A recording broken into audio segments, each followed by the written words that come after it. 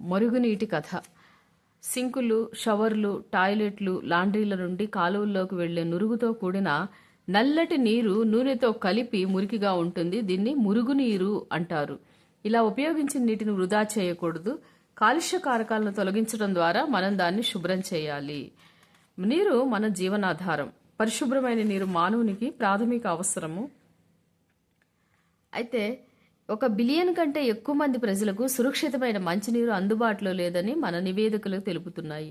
ఇది పెద్ద సంఖ్యలో నీటి సంబంధిత వ్యాధులకు మరియు మరణాలకు కూడా కారణమవుతుంది. శుభ్రమైన నీటిని సేకరించేందుకు ప్రజలు, పిల్లలు కూడా అనేక కిలోమీటర్లు నడుస్తారు. ఇది మానవ గౌరవానికి సంబంధించిన తీవ్రమైన విషయం. పెరుగుతున్న మంచినీటి కొరతకు గల కారణాలు జనాభా పెరుగుదల, కాలుష్యము, పారిశ్రామిక అభివృద్ధి, సరైన నీటి నిర్వహణ లేకపోవటము మరియు ఇతర కారకాలు. పరిస్థితి యొక్క ఆవశ్యకతను గ్రహించి ప్రపంచ జల దినోత్సవమైన మార్చి 22, 2005న ఐక్యరాజ్య సమితి సాధారణ సభ అంటే 2005-2015 కాలాన్ని జీవం కోసం జలం పై కార్యాచరణకై అంతర్జాతీయ దశాబ్దంగా ప్రకటించింది. ఈ దశాబ్దంలో చేసిన అన్ని ప్రయత్నాలు సురక్షిత మంచినీటిని పొందలేని వారి సంఖ్యను సగానికి తగ్గించటమే లక్ష్యంగా పెట్టుకున్నారు. నీటిని శుభ్రపరచడం అనేది నీటి వనరుల్లోనికి ప్రవేశించే ముందు లేదా తిరిగి ఉపయోగించబడే ముందు కాలుష్య కారకాలను తొలగించే ప్రక్రియ. ఈ విధంగా వృధా నీటిని శుద్ధి చేసే ప్రక్రియను మరుగునీటి శుద్ధి అంటారు. ఈ ప్రక్రియలో అనేక దశలున్నాయి. అసలు మరుగు అంటే ఏంటి అంటే ఇళ్లు, పరిశ్రమలు, ఆసుపత్రులు, కార్యాలయాలు వంటి వాటి నుండి విడుదలయ్యే వృధా నీటిని మరుగునీరు అంటారు. ఇది తుఫాను లేదా భారీ వర్షం సమయంలో వీధిలో ప్రవహించే వర్షపు నీటిని కూడా కలిగి ఉంటుంది. రోడ్లు, ఇండ్ల పైకప్పుల నుండి ప్రవహించే నీరు దానితో పాటు హానికరమైన పదార్థాలను తీసుకొస్తుంది. మరుగు ఒక ద్రవ వ్యర్థం. అందులో ఎక్కువ భాగం నీరు, కరిగిన మరియు తేలియాడే మలినాలను కలిగి ఉంటుంది. మురుగు అనేది తేలియాడే ఘన పదార్థాలు, కర్బన మరియు అకర్బన కలుషితాలు, పోషకాలు, పూతికాహారులు, వ్యాధికారక బ్యాక్టీరియాలు మరియు ఇతర సూక్ష్మజీవులను కలిగి ఉన్న సంక్లిష్ట మిశ్రమం. దీనిలో ఈ మురుగులో కర్బన మలినాలు, మానవ మలము, జంతువుల వ్యర్థాలు, నూనెలు, యూరియా, మూత్రము, పురుగు మందులు, కలుపు సంహారికాలు, పండ్ల మరియు కూరగాయల వ్యర్థాలు మొదలైనవి కర్బన మలినాలు. అకర్బన మలినాలు నైట్రేట్లు, పాస్పేట్లు, లోహాలు. పోషకాలు ఫాస్ఫరస్, నైట్రోజను. బ్యాక్టీరియా కలరా వ్యాధిని కలిగించే విబ్రియో కలరా, టైఫాయిడ్ వ్యాధిని కలిగించే సాల్మొనెల్లా, పారాటైఫీ. ఇతర సూక్ష్మజీవులు ఏంటంటే విరోచనాలను కలిగించే ప్రోటోజోవన్లు. ఇవన్నీ కూడా ఈ మురుగునీటిలో ఉంటాయి. నీరు తాజాగా అయ్యే విధానము ఒక సంఘటనాత్మక ప్రయాణం అన్నమాట. ఇది ఇల్లు లేక పబ్లిక్ బిల్డింగ్లలో సాధారణంగా ఒక జట్టు పైపులు స్వచ్ఛమైన నీటిని తెస్తాయి మరియు మరొక జట్టు పైపులు మరుగునీటిని తీసుకొస్తాయి. మురుగునీటిని మనం వీటిని నేల అడుగు భాగంలో చూస్తాము. అప్పుడు చిన్న పెద్ద మురుగునీటి పైపులు అనేవి నేల అడుగు భాగంలో ఏర్పాటు చేయబడి ఉంటాయి. వీటిని మురుగునీటి గొట్టాలని, ఈ వ్యవస్థను మురుగునీటి వ్యవస్థ అని అంటారు. మురుగునీటిని ఉత్పత్తి చేసే ప్రదేశం నుండి పారవేసే ప్రదేశం వరకు అంటే మురుగునీటి శుద్ధి ప్రాంతం వరకు తీసుకువెళ్లే ఒక రవాణా వ్యవస్థ వంటిది ఉంటుంది. మురుగునీటి వ్యవస్థలో ప్రతి 50 మీటర్ల నుండి 60 మీటర్ల వరకు 2 లేక అంతకంటే ఎక్కువ గొట్టాల జంక్షన్ వద్ద మరియు దిశలో మార్పు ఉన్న పాయింట్ల వద్ద మ్యాన్ హోల్స్ అనేవి ఉంటాయి.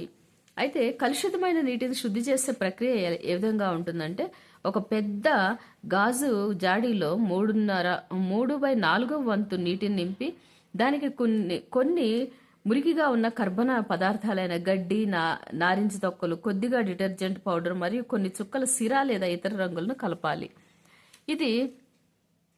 ఈ విధంగా కలిపిన దాన్ని ఒక జాడీకి మూతబెట్టి బాగా కదిలించి ఈ మిశ్రమాన్ని 2 రోజుల పాటు ఎండలో ఉంచినట్లయితే 2 రోజుల తర్వాత ఈ మిశ్రమాన్ని కదిలించి పరీక్షణాళిక కింద కానీ దీన్ని చూసి పరీక్షణాళికను శుద్ధి చేయడానికి ముందుగా ఒక దాన్ని పరీక్షణాళికను దానికి ఒక నమూనా 1గా అంటించి తర్వాత అక్వేరియంలో ఉపయోగించే ఎరేటర్ను ఉపయోగించి గాజు జాడీలోకి గాలిని పంపించినట్లయితే వాయు ప్రసరణ కోసం కొన్ని గంటలు ఎరేటర్ను ఉంచాలన్నమాట. ఎరేటర్ను రాత్రంతా ఉంచి ఎరేటర్ ఒకవేళ లేకపోతే యాంత్రిక మిశ్రమ కడ్డీ లేదా మిశ్రమ పరికరం ఉపయోగించవచ్చు ఎరేటర్ లేని పక్షంలో. మరుసటి రోజు వాయు ప్రసరణ పూర్తయినప్పుడు మరొక పరీక్ష నాళికలో కొద్దిగా నీటి నమూనాను పోసి దీని వాయు ప్రసరణ తర్వాత నమూనా 2గా గుర్తించాలి. ఒక వడపోత కాగితాన్ని శంకు ఆకారంలో మడిచి కాగితాన్ని తడి చేసి గరాటుతో అమర్చి గరాటు స్టాండ్కి అమర్చి దాని కింద ఒక బీకర్ను ఉంచాలి. గరాటులో ఇసుక, సన్నటి రాళ్లు, మధ్యస్థంగా ఉండే రాళ్లను పొరలు పొరలుగా ఒకదాని తర్వాత ఒకటి పోయాలి. తర్వాత వడపోత కాగితంను ఉపయోగించి ఇసుక పొరలు చాలా మీటర్ల లోతులో ఉంటాయి కదా, గాజు జాడీలో మిగిలిన వాయు ప్రసరణ జరిగిన ద్రవాన్ని వడపోసి దాన్ని బీకర్లో పోయాలి. వడపోత కాగితం పైనుంచి ద్రావణం చిందకుండా జాగ్రత్తలు తీసుకోవాలి. వడపోసిన తర్వాత ద్రావణం స్పష్టంగా లేకుంటే స్పష్టమైన నీరు వచ్చే వరకు ద్రావణాన్ని వడపోయాలి. వడపోసిన ద్రవాన్ని ఇంకొక పరీక్ష నాళికలో తీసుకొని దాన్ని వడపోసిన ద్రావణం నమూనా 3గా మనము గుర్తించాలి. వడపోసిన ద్రావణము నమూనా 3గా మనం గుర్తించాలి. వడపోసిన నీటి యొక్క నమూనాను 4వ పరీక్ష నాళికలో తీసుకొని క్లోరిన్ టాబ్లెట్లు చిన్న ముక్కలు దానిలో వేయాలి. నీరు స్పష్టంగా వచ్చేంత వరకు బాగా కలపాలి. ఈ పరీక్ష నాళికను క్లోరిన్ కలిపిన నీరు నమూనా 4గా గుర్తించాలి. తర్వాత అన్ని పరీక్ష నాళికలో నమూనా 1, 2, 3, 4లో కానీ జాగ్రత్తగా పరిశీలించినట్లయితే వాటికి వాసన చూస్తే ఎలా ఉంటుంది అంటే వాయు ప్రసరణ తర్వాత ఏమేమి మార్పులు గమనించామో మనకి, తర్వాత వాయు ప్రసరణ తర్వాత దాని వాసన ఎట్లా ఉంది, తర్వాత ఇసుక ద్వారా ఫిల్టర్ చేసిన తర్వాత దాని వాసన ఎట్లా ఉంది, క్లోరిన్ కలిపినప్పుడు దాని వాసన ఎట్లా ఉందని మనం పరిశీలించినట్లయితే మనకి అనేక దశల్లో వివిధ రకాల వాసనలు అనేవి మనము గమనించవచ్చు ఫిల్టర్ చేసిన నీటిలో. తరువాత స్వచ్ఛమైన నీటికి అసలు వాసన అనేదే ఉండదు. మరుగునీటి శుద్ధి కర్మాగారము. మరుగునీటి శుద్ధిలో భౌతిక, రసాయన మరియు జీవ సంబంధ ప్రక్రియలు ఉన్నాయి. ఇవి నీటిని కలుషితం చేసిన భౌతిక, రసాయన, జీవ సంబంధ పదార్థాలను తొలగిస్తాయి. మరుగునీరు బార్ స్క్రీన్ల గుండా పంపబడుతుంది. గుడ్డలు, కర్ర ముక్కలు, డబ్బాలు, ప్లాస్టిక్ సంచులు, నాప్కిన్స్ వంటి పెద్ద వస్తువులు ఇక్కడ తొలగించబడతాయి. ఎక్కడంటే బార్ స్క్రీన్ల దగ్గర పెద్ద వస్తువులు తొలగించబడతాయి. తరువాత నీరు, దుమ్ము, ఇసుక తొలగించే ట్యాంకులోకి వెళ్తుంది. ఇక్కడ దీని ఫలితంగా ఇసుక, దుమ్ము, గులకరాళ్ళు అడుగుకు చేరడం కోసం నీటి ప్రవాహ వేగాన్ని తగ్గిస్తారు. తర్వాత ఒకవైపు వాలుగా ఉండే పెద్ద ట్యాంకులోనికి నీరు పంపబడుతుంది. మలం వంటి ఘన పదార్థాలు ట్యాంకు అడుగు భాగాన్ని చేరతాయి. దీనిని స్కాపర్ అనే పరికరం ద్వారా తొలగిస్తారు. తర్వాత దీన్ని ద్రవరూప స్టడ్జ్ బురద అంటారనమాట. పైకి తేలియాడే నూనె, గ్రీస్ వంటి పదార్థాలను స్కీమర్లతో తొలగిస్తారు. స్పష్టంగా కనబడే ఈ నీటిని శుద్ధ జలము అని చెప్పేసి అంటారు. బురద ఒక ప్రత్యేక ట్యాంకుకు బదిలీ చేయబడుతుంది. అక్కడ అది అవాయు బ్యాక్టీరియాల ద్వారా కుళ్ళిపోయేటట్లు చేస్తారు. ఈ ప్రక్రియలో ఉత్పత్తి చేయబడిన బయోగ్యాస్ ఇంధనంగా ఉపయోగిస్తారు లేదా విద్యుత్తును ఉత్పత్తి చేయడానికి ఉపయోగిస్తారు. వాయు సహిత బ్యాక్టీరియా వృద్ధి చెందడానికి సహాయం చేయడానికి గాలిని శుద్ధి చేసిన నీటిలోకి పంపుతారు. నీటిలో మిగిలిపోయిన మానవ వ్యర్థాలు, ఆహార వ్యర్థాలు, సబ్బులు మరియు ఇతర వ్యర్థ పదార్థాలన్నీ కూడా బ్యాక్టీరియాని వినియోగిస్తాయి. కొన్ని గంటల తర్వాత నీటిలో తేలియాడే సూక్ష్మజీవులు ట్యాంకు అడుగు భాగంలో చేరి క్రియాశీల మురుగుగా మారుతుంది. తర్వాత పైనున్న నీటిని తొలగిస్తారు. ఈ క్రియాశీల మురుగులో దాదాపు 97% నీరుంటుంది. ఇసుక ఆరబెట్టే పడకలు లేదా యంత్రాల ద్వారా నీటిని తొలగిస్తారు. నేలకు తిరిగి పోషకాలు అందించడానికి ఎండిన మురుగును ఎరువుగా వాడతారు. ఇలా శుద్ధి చేసిన నీటిలో చాలా తక్కువ స్థాయి కర్బన పదార్థాలు మరియు తేలియాడే పదార్థాలు ఉంటాయి. వీటిని సముద్రాల్లోకి కానీ, నదుల్లోకి కానీ లేదా భూమిలోకి విడుదల చేస్తారు. ప్రకృతి దాన్ని మరింత శుభ్రపరుస్తుంది. కొన్నిసార్లు నీటిని పంపిణీ వ్యవస్థల్లోకి విడుదల చేయడానికి ముందు క్లోరిన్ మరియు ఓజోన్ వంటి రసాయనాల్లో క్రిమి రహితం చేస్తారు. వ్యర్థ రకం మరియు ఉత్పత్తి చేయబడే వ్యర్థాల పరిమాణాన్ని తగ్గించవచ్చు. తరచుగా మనం దుర్గంధమైన వాసనతో ఇబ్బంది పడుతుంటాం. బహిరంగ మరుగు కాలువల్లో చూస్తే అసహ్యంగా ఉంటుంది కదా. వర్షాకాలంలో ఈ మురుగు అనేది కాలువల్లో పొంగి పొరలటంతో ఈ పరిస్థితి అనేది మరింత అధ్వానంగా ఉంటుంది. రోడ్లపై బురద, మడుగులు దాటి వెళ్ళాలి. ఇలా చాలా వరకు ఆరోగ్య మరియు అనారోగ్య పరిస్థితులు, అపరిశుభ్ర పరిస్థితులు నెలకొంటాయి. ఈగలు, దోమలు మరియు ఇతర కీటకాలు దానిలో సంతానోత్పత్తి చేస్తాయి. ఇవి ఈ మెరుగైన మనము ఈ వాతావరణాన్ని తట్టుకోవడానికి మెరుగైన నిర్వహణ పద్ధతులు ఏంటి అంటే, ఇంటి నుండి వ్యర్థాలు మరియు కాలుష్య కారకాలను తగ్గించడానికి లేదా తొలగించడానికి కొన్ని మార్గాల్లో ఒకటి ఏంటంటే, కాలువల్లోకి ఏమి పెడుతున్నామో చూడాలి మనం. ఇవి గట్టిపడి పైపులను మూసివేస్తాయి. మనం వేసే చెత్త, వంట నూనెలు మరియు క్రొవ్వు కాలువల్లోకి వేయకూడదు. తెరిచి ఉన్న మరుగు కాలువలో కొవ్వులు నేల రంధ్రాలను మూసుకుపోయేటట్లు చేసి వాటిని వడగట్టడంలో నేల ప్రభావాన్ని తగ్గిస్తాయి. నూనె మరియు క్రొవ్వులను చెత్తబుట్టలో వెయ్యాలి.